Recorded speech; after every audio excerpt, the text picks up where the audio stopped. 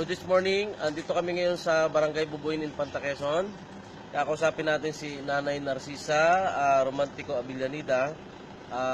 Product testimony natin dito sa Infanta. So, ang nangyari sa kanya, na-stroke siya for 18 years. Hindi nakakalakad, nakahiga, naka-wheelchair.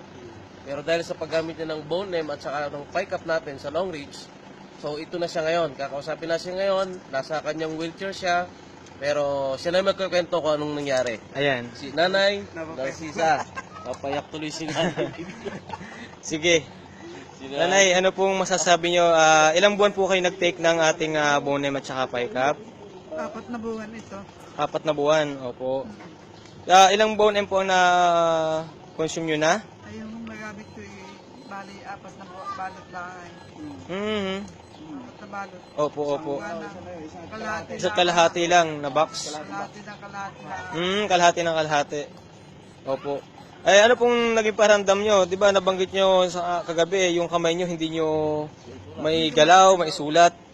Oo, pero kahapon sa seminar, di ba, sa nakapag-fill up na kayo ng attendance natin. Okay. Sige po, ano pong na-experience nyo dun sa ating products? Ay, para akong pinag-iiman. Pinag-iiwan na. Ano na yan? Umiyak na si Nanay. Imagine mo nga naman, 18 years, bedridden. Okay. So ngayon, Nanay, kaya nyo nang tumayo, kaya nyo nang kasi, di ba, namasyal na tayo kanina, syempre, Kaya ko na. Sige nga po, tingnan natin yung 18 years na bedridden. O, di ba? Tsaka pansin nyo sa pagsasalita ni Nanay, hindi siya siwi, kumbaga hindi islang. O, di ba? Nakakalakad na po kayo ng mas okay, di ba? Ako naman, o, di ba? Sige. O, di ba? Yan ba yung 18 years na bedridden? Di ba? Power? O, ha? O,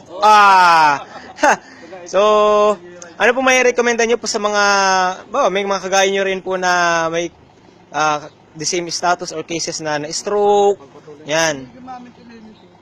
Okay. Ito talaga ang sa akin nakakagaling. Ayan, ayun po dyan. Yan. Paano po ba iniinom yan?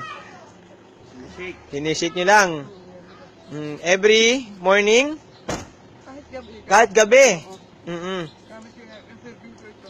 Oh, okay. Yan, umiyak si Nanay. Sobrang tears of joy. Imagine mo nga naman, sa parang himala ang nangyari sa kanya na for the past 18 years, ngayon hindi niya akalain.